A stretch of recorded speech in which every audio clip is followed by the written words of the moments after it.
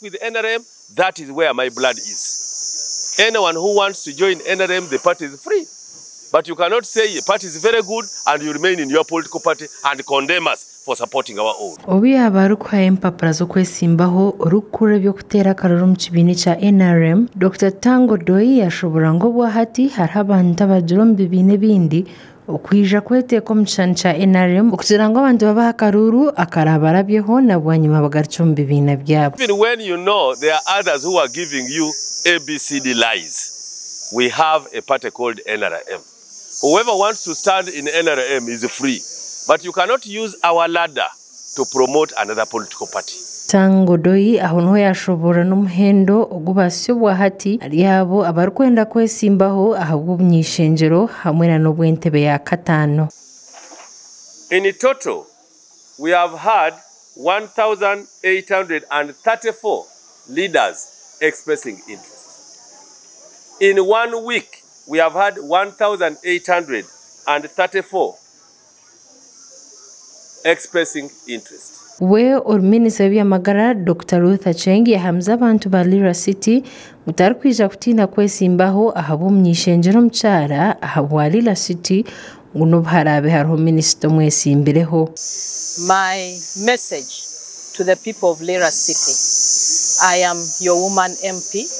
I have been your woman MP for the last 4 years, and I will conclude the last year very well. I urge you all to vote me in again as your woman MP.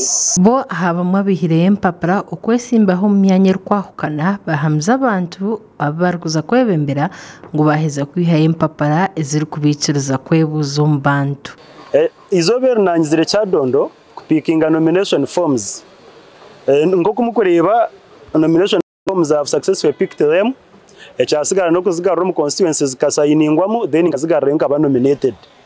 Meyinere chikureta ndikwesimba nobwo butuyi no mucanga kitu n'amashomero mabi abana bakugwa n'amarwaro gatara mumebazi abantu bagamangwe empapura tajya kuzihayo hati empapura nzihireyo nzina ngenda kuba fully nominated papura ngenda signature abantu bandindirize nyije bansagikirekemu nabaki akasumika hikira kaisa zino tutandika kuhindura hoima yaitu ekivuga kyaitu kukifore kihyaka fomu nazihayo nikuza kushature kintu tutandika kutegeka abantu bowitu no kubajwekera no kubakolera rero tukakwatanisa zamwe twenda kugaruka aha bwaci nyine kugaruka nyine ku empapure nyine ku jankaba nominated nyine kuzo mu baronzi bakandebesa misho gembabazi abo kube byo gukora byo ni binji rizoba nakera nazo mu rugendo naza Kampala naza NRM secretariat naza kwakira nomination forms nizeze nyambo ninjye muzireba abantu banje baruhinda South ishani yejo bwire buriyo n'ubuhika